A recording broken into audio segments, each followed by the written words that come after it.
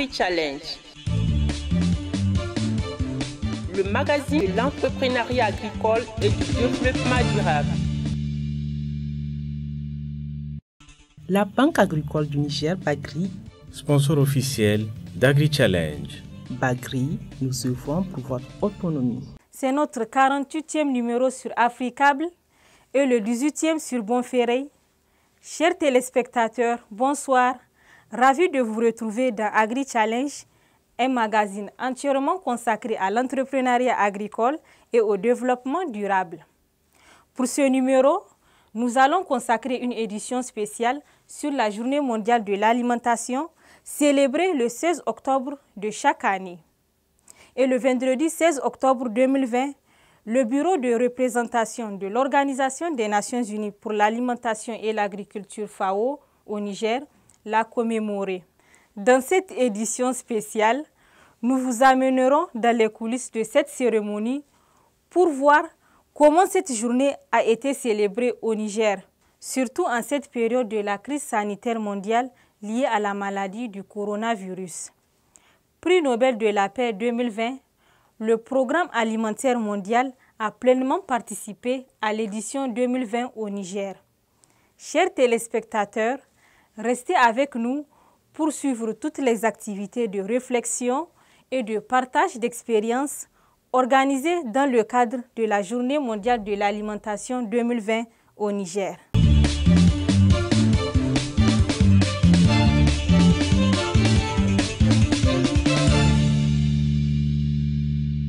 Niamey, le 16 octobre 2020, le bureau de représentation de la FAO au Niger a célébré la Journée mondiale de l'alimentation.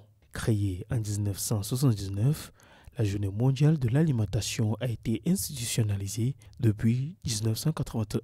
Chaque année, un thème est retenu afin de mettre l'accent sur les différents domaines d'action prioritaires et de donner une orientation commune. La Journée mondiale de l'alimentation est l'une des manifestations les plus suivies du calendrier des Nations Unies. Selon la FAO, le but de cette journée est de sensibiliser l'opinion en l'incitant à l'action au profit des populations victimes de la faim et en faveur d'une alimentation saine pour tous.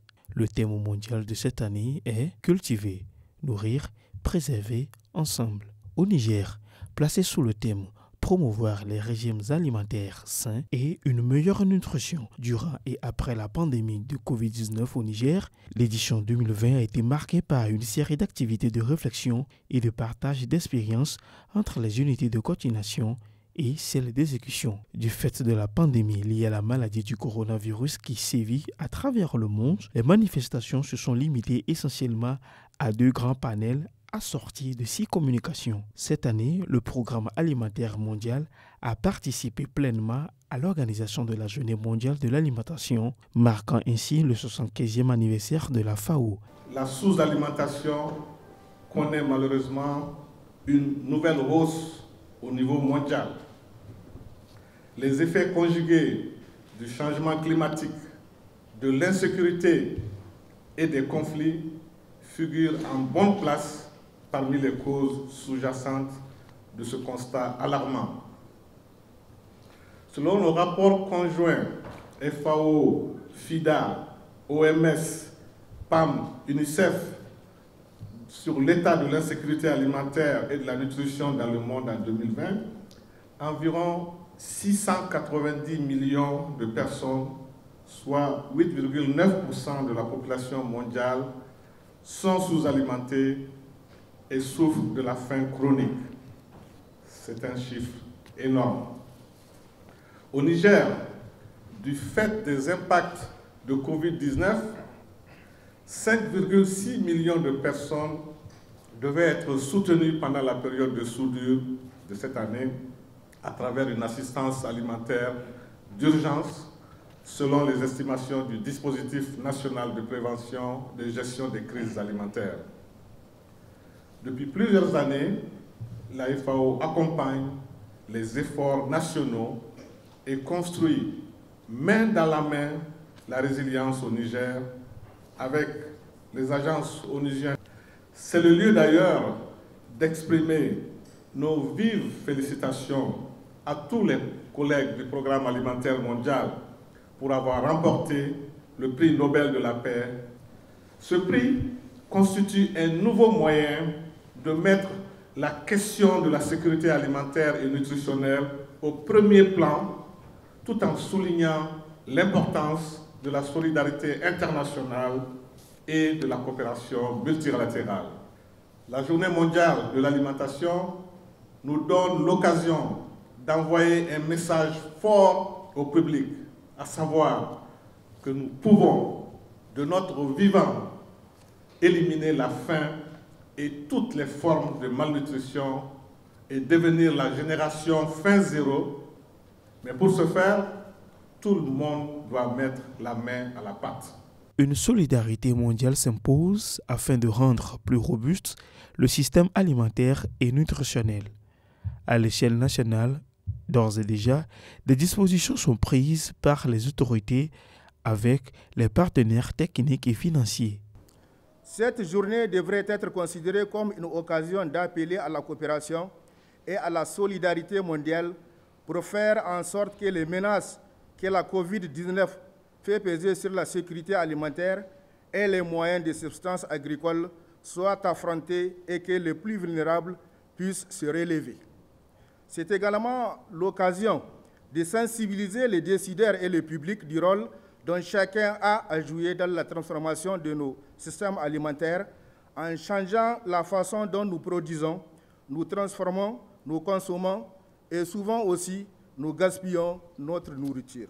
La Journée mondiale de l'alimentation appelle à la solidarité mondiale pour aider les plus vulnérables à se remettre de la crise et pour rendre les systèmes alimentaires plus résilients et plus robustes afin qu'ils puissent résister à la volatilité croissante et au choc climatique. Offrir une alimentation saine, abordable et durable pour tous et des moyens de subsistance décents aux travailleurs du système alimentaire. Cela nécessitera de meilleurs régimes de protection sociale et de nouvelles possibilités offertes par la numérisation et le commerce, mais aussi des pratiques agricoles résilientes, plus durables et qui préservent les ressources naturelles de la planète, notre santé et le climat. Le mouvement SAN plaide pour une approche systémique et multisectorielle face à la nutrition en soulignant le rôle et les implications des systèmes de santé, d'agriculture, d'alimentation, de l'eau, d'hygiène, assainissement, de protection sociale et de l'éducation. L'adhésion du Niger au mouvement SAN en 2011 a été très importante pour le pays et a permis au gouvernement de mettre en place des réseaux multi-acteurs, notamment les réseaux de la société civile, les réseaux des Nations Unies, les réseaux des universités et de la recherche, les réseaux des donateurs et du secteur privé. Tous ces réseaux sont engagés ensemble dans l'organisation de cette conférence. En dépit de ce progrès au niveau de la politique et de l'institutionnel, la malnutrition continue d'être un problème majeur de santé publique et de développement au Niger. Pour atteindre les ambitions de la politique nationale de sécurité nutritionnelle, l'engagement politique en faveur de la nutrition doit être maintenu et les allocations budgétaires de l'État en faveur de la nutrition à travers les différents secteurs concernés devraient augmenter. La crise sanitaire mondiale du Covid-19 nous permet de réfléchir à ce qui nous tient réellement à cœur et à nos besoins les plus fondamentaux, la santé, la nourriture, la nutrition. Ce sont des besoins interconnectés qui sont essentiels pour une bonne qualité de vie et donc préconditions aussi pour un développement humain équitable. Certaines mesures prises en face afin de freiner l'expansion de la Covid-19, comme la fermeture des frontières, la restriction des mouvements, entraînent des dysfonctionnements au niveau des systèmes alimentaires et aggravent les situations de pénurie alimentaire dans les pays. Cette situation au Niger s'est encore détériorée avec les inondations auxquelles le pays est confronté, malheureusement. Avant la pandémie Covid-19, les pratiques d'alimentation du nourrisson et du jeune enfant au Niger n'étaient déjà pas optimales et constituaient l'une des principales causes de la malnutrition. En effet, seulement 21% des enfants de moins de 6 mois sont allaités exclusivement. Et de plus, seulement les 6,3% des enfants de 6 à 23 mois ont un régime alimentaire diversifié. Et très peu d'enfants de 6 à 23 mois, 5,7% seulement, ont accès à un régime minimal acceptable. Ce sont des déterminants très importants du retard de croissance et d'émaciation au Niger. Agri-Challenge. 2 grands panels assortis de 6 communications ont été présentés par les responsables en charge de la mise en œuvre des projets relatifs à l'alimentation et à la nutrition ainsi que des chercheurs du dit domaine. Toutes les interventions se sont focalisées sur comment assurer des régimes alimentaires sains et diversifiés pour tous et comment maximiser l'impact des programmes et interventions sensibles à la nutrition pour l'amélioration des régimes alimentaires. Une des premières priorisations qu'il faut faire, c'est au niveau des politiques. Il faut que les politiques qui soient mises en place puissent promouvoir des circuits alimentaires directs où on a moins de transition, des circuits qui ne sont pas trop lents, des circuits qui permettent d'encourager directement les petits producteurs et de pouvoir acheter auprès d'eux. Il faut aussi promouvoir l'accès des repas cuisinés, notamment l'alimentation scolaire, qui est un moyen par excellence de pouvoir encourager à la fois les enfants donc, à consommer ces aliments diversifiés. Donc, accorder la priorité à l'accès et à la disponibilité des aliments nutritifs, c'est important, en particulier pour ceux qui ont des revenus réduits. Et donc, tout cela peut permettre de protéger la sécurité alimentaire et nutritionnelle. Alors, une autre priorité, c'est celle, comme on l'a dit, liée aux environnements alimentaires, notamment les marchés. Les marchés sont très importants parce que c'est un endroit où on peut s'approvisionner très rapidement, mais ils peuvent être aussi soumis à une volatilité très importante aussi au niveau des prix de certaines denrées. Donc, c'est important, notamment que les marchés traditionnels puissent toujours exister, qu'ils soient protégés et qu'il y ait des mesures qui font en sorte que la volatilité des prix soit mieux contrôlée. C'est aussi important donc d'appliquer les politiques sociales, notamment de renforcer le système de protection sociale.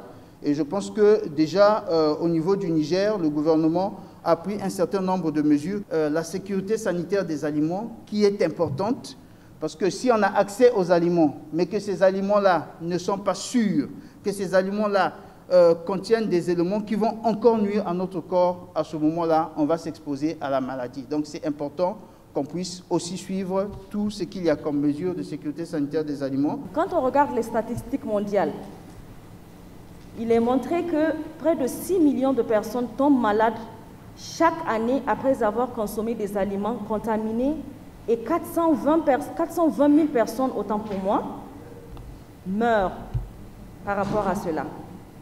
Et avec 125 000 décès par an, les enfants de moins de 5 ans représentent 40% de la charge mondiale de la morbidité imputable aux maladies d'origine alimentaire. Tous les acteurs de la chaîne alimentaire doivent savoir qu'ils sont tous responsables de la sécurité sanitaire des aliments. Et si nous produisions, nous transformons et nous vendons ou préparons des denrées, il faudra que nous assurons la sécurité sanitaire des aliments que nous présentons, sinon nous sommes exposés à des risques de santé. Donc une vaste collaboration et la contribution de tous les acteurs est très importante dans la chaîne de valeur pour assurer cette sécurité. On constate une absence de contrôle des aliments vendus sur le marché et aussi il y a peu de considération accordée à la sécurité sanitaire des aliments et à la santé environnementale lors de la mise en place des marchés. Il y a un manque d'infrastructures de base, il n'y a pas d'eau courante au niveau des marchés, il n'y a pas d'utilisation, il y a toujours une utilisation des fois d'eau polluée et il y a une mauvaise gestion des déchets sur les marchés. Même si l'aliment est protégé lorsqu'il est amené sur le marché, le fait que le contexte environnemental est contaminé, ça contamine directement l'aliment. Et aussi, il faudra noter qu'il n'y a pas de séparation entre les aliments d'origine animale et les aliments qui sont prêts à consommer. Et ça aussi, c'est un risque sanitaire. On note aussi un manque de sensibilisation au comportement. Donc, il n'y a pas de sensibilisation sur la manipulation et une sensibilisation qui est vraiment basée sur la sécurité sanitaire des aliments qui sont vendus sur les marchés. Lorsqu'on prend le rôle de la FAO et de l'OMS dans la sécurité sanitaire des aliments, la FAO, elle aide les États membres à prévenir, gérer et contrer les risques présents tout au long de la chaîne de production alimentaire. Quant à l'OMS, elle facilite à l'échelle mondiale la prévention et la détection des menaces pour la santé publique liées à l'alimentation et les mesures prises pour y faire face. Donc, sachant que nous sommes dans un contexte Covid, il faudra noter que la sécurité sanitaire des aliments aussi est très importante dans ce contexte. La FAO a été allégée d'une partie de son mandat initial à la suite de la création du Programme alimentaire mondial PAM. L'aide alimentaire ne relève plus de ses attributions principales. Cette tâche a été confiée au Programme alimentaire mondial qui intervient dans plusieurs domaines au Niger. Cette année, le PAM a participé pleinement à l'organisation de la Journée mondiale de l'alimentation. Cette journée coïncide avec le fait que le PAM a reçu le prix Nobel de la paix cette année. Donc ici au Niger, nous intervenons dans plusieurs domaines qui contribuent directement à lutter contre la faim. Donc nous avons un programme de 5 ans qui vient d'être approuvé par notre conseil d'administration avec le soutien du gouvernement. Donc ce programme contient 2 volets principaux. Donc le premier volet, c'est tout ce qui concerne les urgences, c'est-à-dire les déplacés, les réfugiés, les populations vulnérables, donc auxquelles on continue d'assister, de donner de l'aide alimentaire. Mais également, l'autre volet, c'est tout ce qui concerne la résilience. Le truc fardeau de la malnutrition, c'est qu'on a dans le pays la coexistence de 3 formes de malnutrition. Donc la première forme, c'est tout ce qui concerne la malnutrition. La deuxième forme, c'est tout ce qui concerne aussi, on l'a dit tout à l'heure dans la présentation, les formes d'obésité. Et la troisième forme, c'est tout ce qui concerne le déficit en termes de micronutriments. Alors, comment nous intervenons sur ces 3 formes de la malnutrition?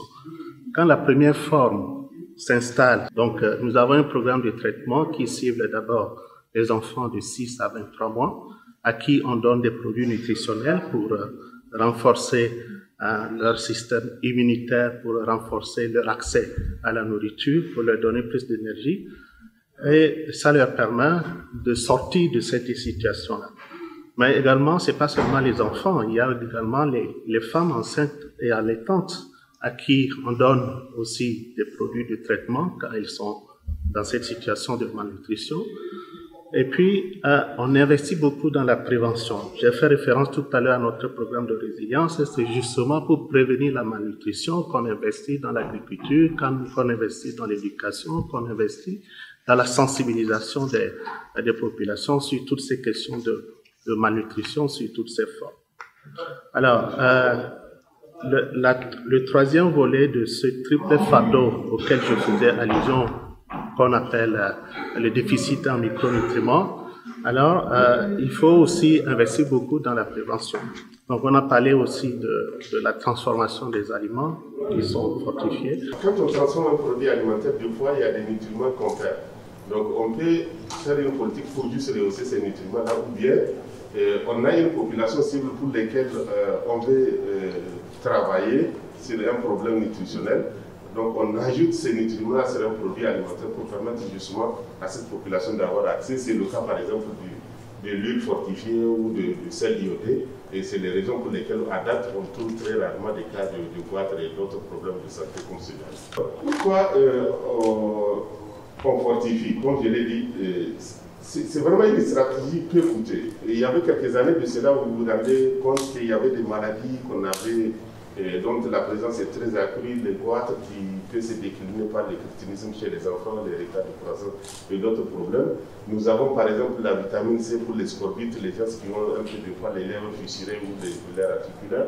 Donc c'est vraiment une politique pour l'État de faire peu d'injections d'argent et récupérer un peu le bénéfice à travers l'état de santé des populations. Et ça, on le remarque, pour fortifier une farine infantile, le sachet de 500 grammes, ça coûte autour de 50 francs. Donc, et à comparer à une facture suite à une maladie, je crois qu'on n'est pas sur le même budget.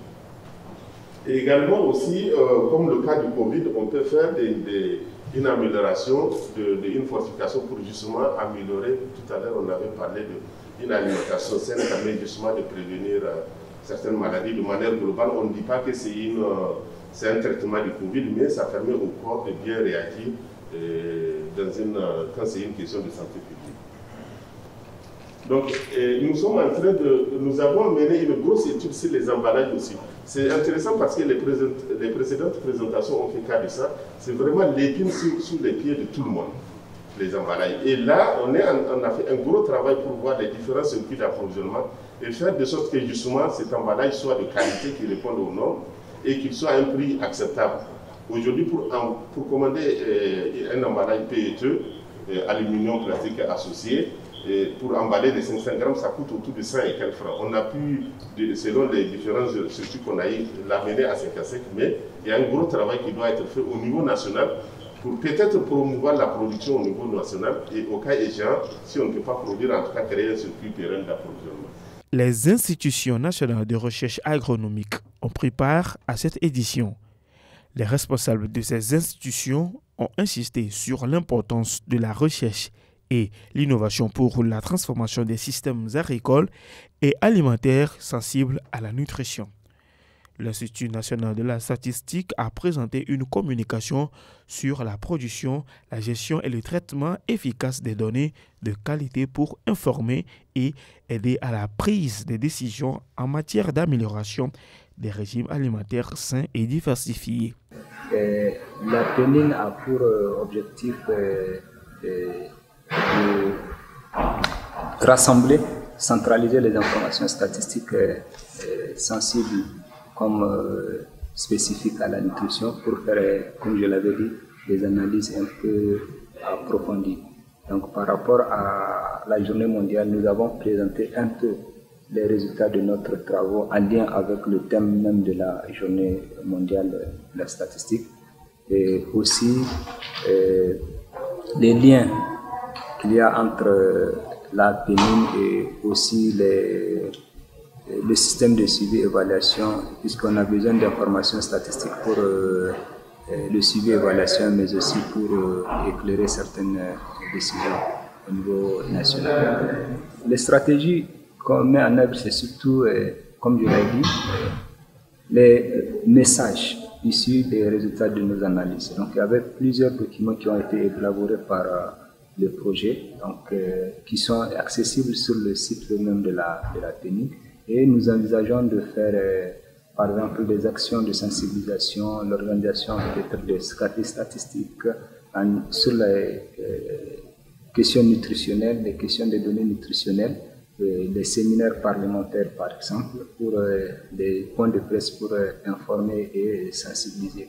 Et aussi, nous mettons à la disposition, à travers le portail web, des informations pour animer le débat public en matière de sécurité nutritionnelle et alimentaire au Niger. Nous avons été honorés et invités par les organisateurs pour leur parler de la recherche et de la formation pour une agriculture sensible à la nutrition. Une agriculture sensible à la nutrition, c'est-à-dire que nous devrons produire pour répondre aux besoins de l'organisme en vue de permettre à l'organisme non seulement d'assurer ses différentes fonctions vitales et d'être productif. Donc là, au cours de notre exposé, nous avons entretenu les participants sur la structuration donc, de la recherche au Niger de façon générale et des résultats de la recherche en matière donc, de recherche agriculture sensible à la nutrition. Nous avons beaucoup d'instituts de formation en santé qui font aussi de la recherche-action parce que les diplômes sont sanctionnés par des mémoires. Ces mémoires-là peuvent être mis à profit pour tirer la substance afin de voir comment est-ce qu'ensemble nous pouvons combattre la malnutrition. Il y a aussi des structures fédératrices comme le Centre national de la recherche scientifique, le CNRA, etc. et même une plateforme politique au niveau donc, de la primature en charge donc, de la recherche et pour faire le lien entre la recherche donc, et le niveau politique. Donc toutes ces structures, ce qu'elles font, c'est très peu connu. Et donc c'est pour cela, en conclusion à notre présentation, nous avons lancé un cri de cœur pour opérationnaliser un cadre où ces chercheurs et le monde professionnel peuvent s'écouter. Heureusement, nous avons pris vraiment des actions qui permettent de produire presque tous les aliments dont nous avons besoin maintenant. Et n'oubliez pas aussi la campagne Consommons nigérien. Donc on produit au Niger, on produit bio, on transforme, on consomme bio, donc on consomme local. Et le peu d'impact qui a été enregistré au Niger par rapport vraiment à l'alimentation, c'est parce qu'il y a cette campagne de promotion de Consommons nigérien. Et je pense que aussi il faut transformer le négatif en positif, parce que la pandémie nous a permis de penser à produire plus pour nourrir la population nigérienne. Agri-Challenge. Pour finir la journée du 16 octobre en beauté, la délégation de la FAO s'est rendue au quartier victime d'inondation de la ville de Niamey. À ce niveau, un déjeuner a été offert aux sinistrés. Dans le cadre de la journée mondiale de l'alimentation, donc la FAO a bien voulu nous subventionner pour préparer un mets local pour les sinistrés de Harobanda et de Saga. Donc on a fait des kits alimentaires d'un produit local. Le mil, c'est un produit de base, mais généralement on fait seulement de la bouillie ou puis de la boue, et le tout. Et nous, on a innové en faisant du mil au gras, avec des légumes, avec beaucoup de légumes, comme nous savons qu'il y a des légumes au Niger. Donc on a fait ça avec des légumes et de la viande. Et c'est une innovation.